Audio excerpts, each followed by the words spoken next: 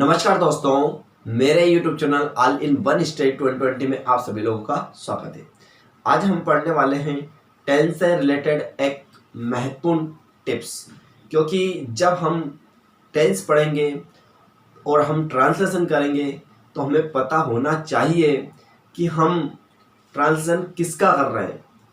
क्या हम एक वर्ड का कर रहे हैं, या एक शब्द का कर रहे हैं, या एक वाक्य का कर रहे हैं, या एक बहुत बड़े सेंटेंस का कर रहे हैं। तो इन सब चीज़ों का आपको ज्ञान होना आवश्यक है। तो आज हम पढ़ने वाले हैं काइंड्स ऑफ सेंटेंस, यानी सेंटेंस कितने प्रकार के होते हैं, या सेंटेंस क्या है, वाक्य क्या है। इन सब बातों के लिए हम आज चर्चा करने वाले हैं। इसके पिछले वीडियो में हमने सिर्फ और सिर्फ टेंस से रिलेटेड पहचान आपको बताई थी कि सुनते से ही किस प्रकार पहचाने कि वाक्य प्रेजेंट का है, या पास्ट का है, या फ्यूचर का है। यदि आपने वो वीडियो नहीं देखा है तो मैं डिस्क्रिप्शन में लिंक दे रहा हूँ, आप वहाँ जाकर उस वीडियो को देख सकते हैं। बट आज हम बात करेंगे सेंटेंस। मैं सेंटेंस आज आपको बिल्कुल यह करने वाला हूँ जो हो सकता है इस टाइप से आपने पहले कभी नहीं पढ़े होंगे। अक्सर आपने अगर टेंस पढ़े होंगे तो सिर्फ और सिर्फ affirmative sentence, negative sentence, interrogative sentence and ज़्यादा से ज़्यादा हम कह सकते हैं इंट्रो प्लस नेगेटिव, यानी इस टाइप के सेंटेंस पढ़े होंगे। और आपको बड़ी क्लास में जाकर जब आप इंग्लिश सब्जेक्ट लेते हैं या इंग्लिश लिटरेचर से एमए करते हैं, तब जाकर आपको पता चलता है कि सेंटेंस ये तीन नहीं और भी कुछ होते हैं, यानी सेंटेंस के और भी प्रकार होते हैं। तो आज मैं मेरे चैनल के माध्यम से आपको सेंटेंस कितने प्रकार के होते हैं इसके बारे में बताऊंगा। चलिए हमारा वीडियो स्टार्ट करते हैं। देखिएगा, सबसे पहले हम सेंटेंस लिखते हैं और सेंटेंस की डेफिनेशन पढ़ते हैं। हम सबसे पहले इसको बहुत ही सरल भाषा में आपको सेंटेंस समझाएंगे, सेंटेंस असल में होता क्या है। तो देखिएगा, यहाँ पर लिखा हुआ है ए ग्रुप ऑफ वर्ड। क्या लिखा हुआ? A group of words which makes a completed sense is called a sentence. क्या हुआ कि ए ग्रुप ऑफ वर्ड्स, इसका मतलब शब्दों का वह समूह। क्या हुआ? शब्दों का वह समूह जिसका कोई अर्थ निकलता हो वाक्य कहलाता है। और यहां पर इंग्लिश में हमने दिया a group of words which makes a completed, यानी एक word, a group of word यानी वर्ड, शब्दों का वह समूह, शब्दों का वह समूह, वह ग्रुप है ना, जिससे कंप्लीटेड यानी एक पूरा वाक्य बनकर sense is called a sentence, मतलब जिसका सेंस निकले, जिसका अर्थ निकले, उसको हम क्या बोलेंगे? उसको हम वाक्य बोलेंगे। कैसे? जैसे कि मैंने आपसे बोल दिया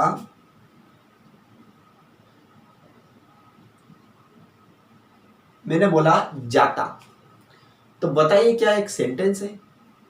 नहीं। क्या ये वाक्य है? नहीं। क्यों? क्योंकि इसका कोई पूर्ण अर्थ नहीं निकल रहा है। जाता तो कौन जाता? चलो ठीक है, मान लो हमने लिख दिया है, लिख दिया।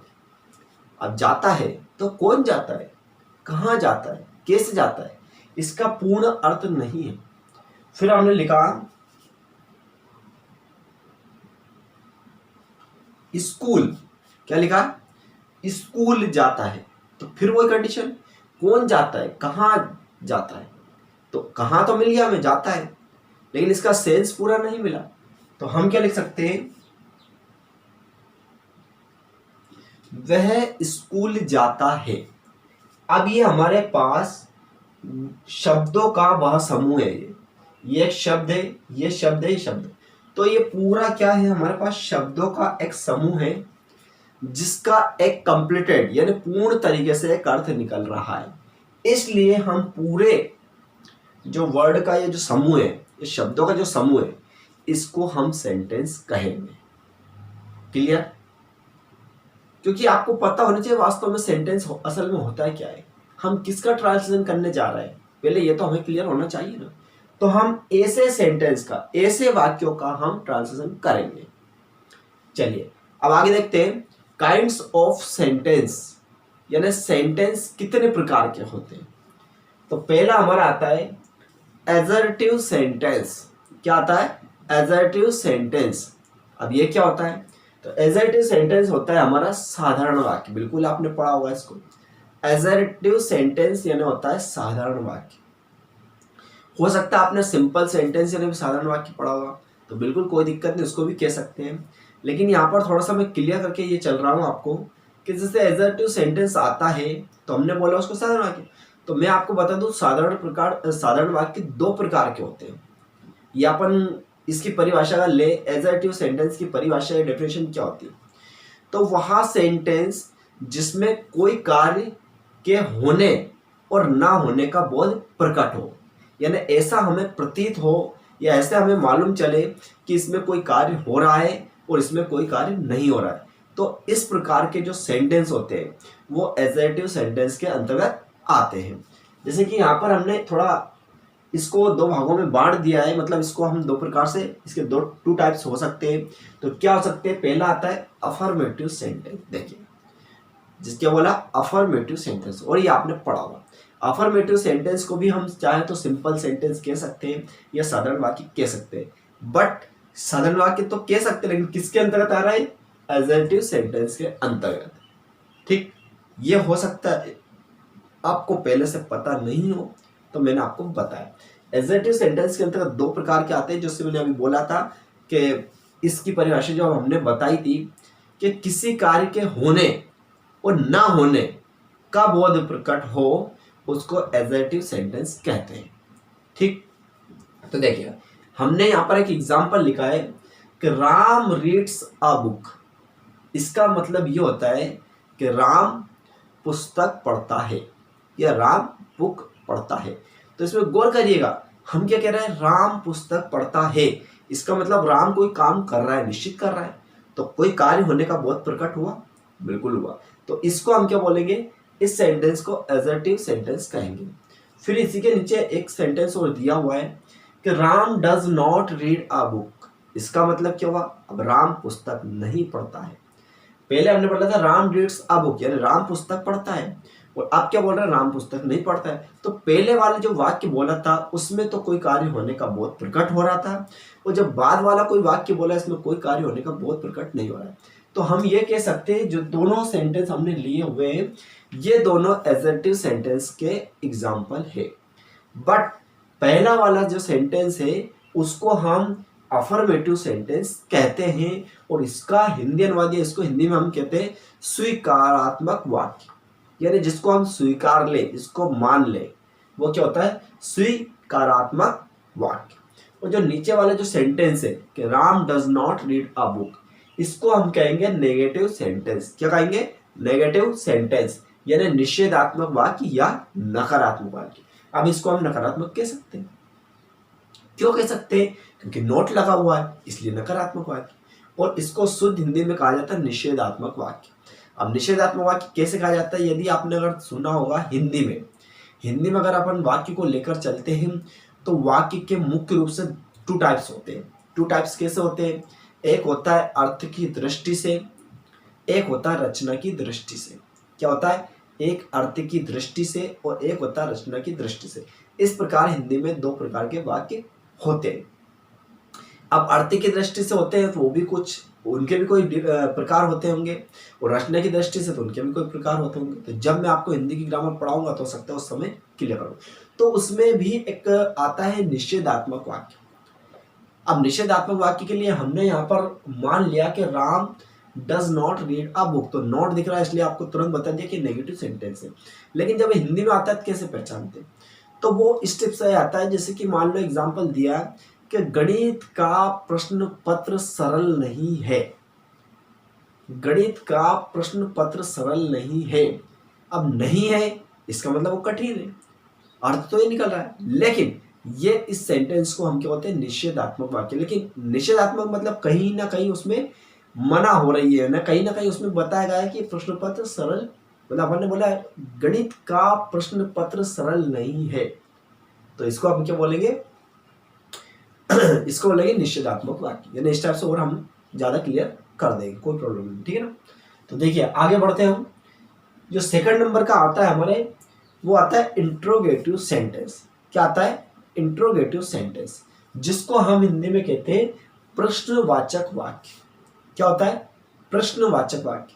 अब प्रश्नवाचक वाक्य क्या होता है कि जैसे कि हमने अभी एग्जांपल लिया था, Ram does not read a book. इसका मतलब ये होता है राम पुस्तक नहीं पढ़ता है। लेकिन अगर बाय चांस ये हेल्पिंग वर्ब को उठाकर हम आगे रख दें, जैसे कि हमने डस को उठाकर आगे रखा है, तो डस राम, नोट को यहां पर लगाने की जरूरत नहीं, सिर्फ आपको रीड अ बुक लिखना है। और एक महत्वपूर्ण चीज देखिए इसमें, क्वेश्चन मार्क चिन्ह। क्या लगा है? क्वेश्चन मार्क चिन्ह यानी प्रश्नवाचक चिन्ह इसको कहते हैं। तो आप चाहे तो कोई सा भी कितना भी बड़ा सेंटेंस हो, यदि उसके लास्ट में आखिरी में अगर क्वेश्चन मार्क चिन्ह लगा है तो समझ जाना वो इंट्रोगेटिव सेंटेंस होता है, यानी प्रश्नवाचक वाक्य होता है। बट आप ये भी समझ सकते हैं कि जब हमसे कोई व्यक्ति क्वेश्चन करता है, प्रश्न करता है, कुछ भी कैसे भी, जैसे क्या तुमने खाना खाया, क्या हम बाजार गए, है ना, इस टाइप से कोई सा भी सेंटेंस अगर बोलता है, यानी हेल्पिंग वर्ब को जब सबसे स्टार्टिंग में रखता है इंग्लिश में, जैसे हमने डज रखा है, कोई हो सकता है इज रखे, कोई हो सकता है आर रखे, यानी इस टाइप से कुछ भी रख सकता है, तो समझ लेना वो इंट्रोगेटिव सेंटेंस होता है। ठीक, क्लियर। चलो नेक्स्ट आता है हमारा इम्परेटिव सेंटेंस। क्या आता है? Imperative sentence. इसका मतलब ये होता है आज्ञा सूचक वाक्य। इसका मतलब क्या होता है? आज्ञा सूचक वाक्य, मतलब ऐसा सेंटेंस जिसमें हम आज्ञा देते हैं, या ये भी कह सकते हैं हम आज्ञा लेते हैं, तो वो कहलाता है आज्ञा सूचक वाक्य।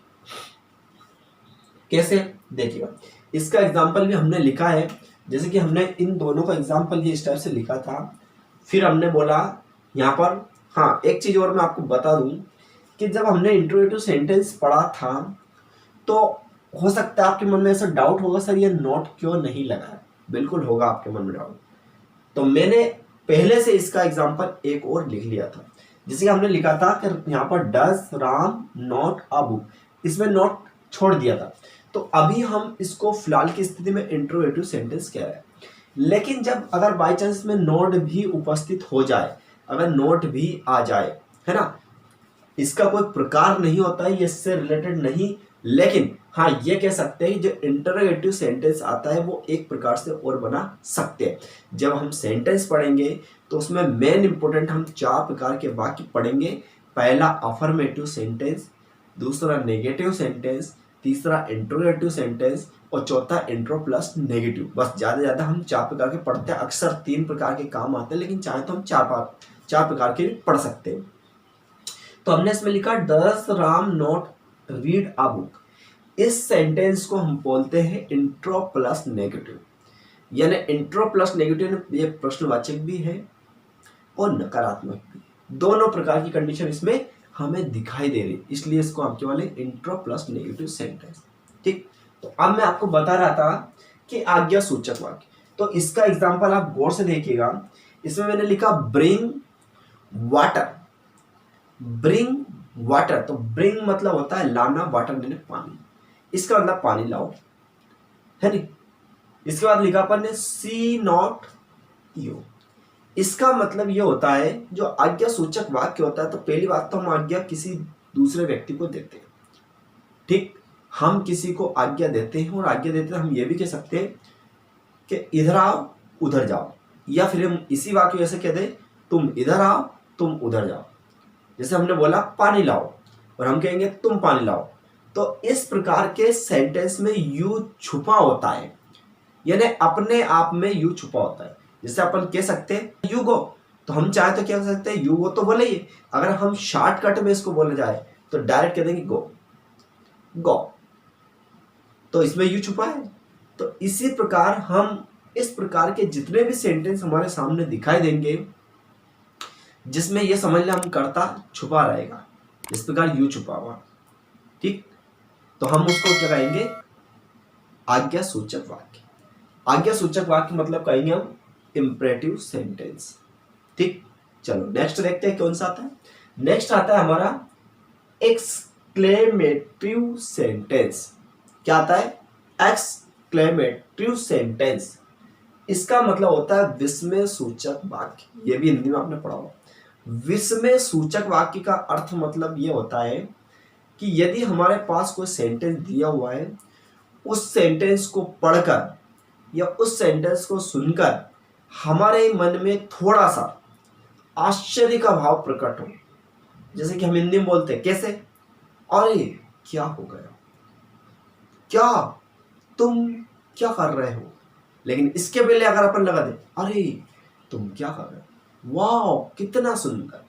यानी इस टाइप के जो सेंटेंस होते हैं वो विस्मय सूचक सेंटेंस के अंतर्गत आते हैं। जैसे कि एग्जांपल देखिएगा, how dark the night it. क्या लिखा? How dark the night. Night क्या होता है? NIGHT, night. नाइट मतलब होता है रात। इस यानी है, हाउ यानी कैसा, डार्क यानी क्या होता है? अंधकार। यानी हम कह सकते हैं हाउ यानी कैसी, कैसी अंधेरी रात है। बिल्कुल कैसी अंधेरी रात है, तो बिल्कुल एकदम हमारे मन में आश्चर्य का भाव झलक रहा है। हाउ, हाउ कितना सुंदर दृश्य कहते। तो इसका एग्जांपल हमने क्या दिया, how dark the night it, यानी कितना या कितनी अंधेरी रात है। तो बिल्कुल आश्चर्य का भाव झलक रहा है हमारे पास। ठीक है, तो इस टाइप से हमारा विस्मय सूचक वाक्य भी कंप्लीट हुआ। अब लास्ट अंतिम हमारे पास जो आता है वो होता है ऑप्टेटिव सेंटेंस। क्या होता है? Optative sentence. इसका मतलब होता है इच्छावाचक वाक्य। क्या होता है? इच्छावाचक। इच्छावाचक वाक्य का मतलब ये होता है वो इन सबसे अलग हटकर होता है। इच्छावाचक वाक्य में हम ये कह सकते हैं कि हम किसी से कह सकते हैं कि भगवान आपकी मदद करेगा। इस टाइप के वाक्यों को हम इच्छावाचक वाक्य। हमने बोला भगवान आपकी मदद करेगा, तो जरूरी नहीं वो कर भी सकते नहीं भी कर सकते, लेकिन हमारी इच्छा हम जता रहे उसके सामने। हम किसी व्यक्ति के सामने कि हम हमारी क्या हो रहा है, इच्छा जता रहे, मतलब हम ऐसी कल्पना ऐसी भावना उसके प्रति रख रहे हैं कि भगवान आपका भला करेगा, आप शांत रहिए, कोई दिक्कत नहीं, कोई प्रॉब्लम, जो हुआ उसको भूले, ऐसा हम आश्वासन देते हैं उसको, ऐसी इच्छा उसके प्रति हम जताते हैं। तो इस टाइप के सेंटेंस क्या रहते हैं यहाँ पर? इच्छावाचक, या आप कह सकते हैं ऑप्टेटिव सेंटेंस। जैसे कि हमने एग्जांपल लिखा, मे गॉड हेल्प यू। यहां मे का बहुत सारे अर्थ क्या समझते हैं, मैं खुद नहीं। यहां पर मैं जो लिखा हुआ ये मॉडल है। मैं क्या लिखा है? मॉडल। इसका अर्थ होता है सकता, शक्ति, सकते। ये कह सकते हैं सकता है, शक्ति है और सकते हैं। मैं के अलावा इसी से रिलेटेड आपका कैन भी होता है, तो उसका भी यही अर्थ होता है, सकता है, शक्ति है, सकते। बट दोनों में थोड़ा सा डिफरेंस है। जब हम मॉडल्स पढ़ेंगे तब वहां जाकर हम ये चीजें भी क्लियर कर देंगे कि कैन कहाँ पर लगाया जाता है और मैं कहाँ पर लगाया जाता है। ठीक, तो यहाँ पर लिखा मे गॉड हेल्प यू, यानी मे से मतलब ये हुआ सकता हूं, गॉड यानी भगवान या ईश्वर, हेल्प यानी सहायता, यू यानी तुम। हेल्प यानी सहायता, यानी भगवान तुम्हारी मदद कर सकते हैं या भगवान तुम्हारी सहायता कर सकते हैं। ईश्वर आपकी मदद कर सकता है, ईश्वर आपकी मदद कर सकते हैं, कोई प्रॉब्लम नहीं। इस टाइप से आपका ये इच्छावाचक कंप्लीट हो। हमने उसके सामने हमारी जिज्ञासा, हमारी इच्छा जताने का हमने प्रयास किया है, इसलिए इसको हम क्या कहेंगे? ऑप्टेटिव सेंटेंस कहेंगे। ठीक, तो इस प्रकार आज आपने मेरे वीडियो के माध्यम से सेंटेंस को बिल्कुल क्लियर किया है कि सेंटेंस वास्तव में कितने प्रकार के होते हैं। अब जब हमारा नेक्स्ट वीडियो आएगा तब हम आपको सेंटेंस में भी ये बताएंगे कि इसमें सब्जेक्ट क्या होता है, वर्ब क्या होती है और ऑब्जेक्ट क्या होता है, यानी ऐसी चीज़ें भी हम क्लियर करने वाले हैं। इसके बाद में आपको टेंस में और किस चीज़ों की आवश्यकता पड़ती है। जैसे कि मान लो हमारा सेंटेंस था, तो सबसे स्टार्टिंग में हमारा आया वह स्कूल जाता है। तो वह यहाँ पर क्या है, यहाँ पर यह सब्जेक्ट है। और सब्जेक्ट क्या होते हैं, सब्जेक्ट कितने प्रकार के होते हैं, हम आपको ये भी बताएंगे कि सब्जेक्ट कितने प्रकार के होते हैं, कौन से सब्जेक्ट के साथ कौन सी हेल्पिंग वर्ब का यूज किया जाता है। तो हमारा जो पढ़ाने का जो उद्देश्य है वो स्टेप बाय स्टेप है। आपको छोटी छोटी चीज़ें हम क्लियर करते जाएंगे, उसके बाद में आपको आगे की बड़ी बड़ी चीज़ें बताएंगे। अगर हम चाहें तो डायरेक्टली एक दिन में हम टेंस कंप्लीट करवा दें, लेकिन ऐसा नहीं, क्योंकि मैं ये चाहता हूँ मेरे चैनल से अगर आप जुड़े हैं तो कहीं ना कहीं आपको हर प्रकार से फ़ायदा मिले और आप हर चीज़ को सीखें। ठीक है, तो इस प्रकार से आज हमारा जो टॉपिक था सेंटेंस से रिलेटेड ये कंप्लीट हो चुका है। इसके नेक्स्ट वीडियो में हम मिलेंगे और इस सेंटेंस के अंतर्गत क्या क्या चीज़ें होती जो मैं अभी जस्ट बता रहा था, सब्जेक्ट वर्ब हेल्पिंग वर्ब, इसको हम क्लियर करेंगे। तो चलिएगा नेक्स्ट वीडियो में मिलते हैं। पूरा वीडियो देखने के लिए थैंक यू सो मच।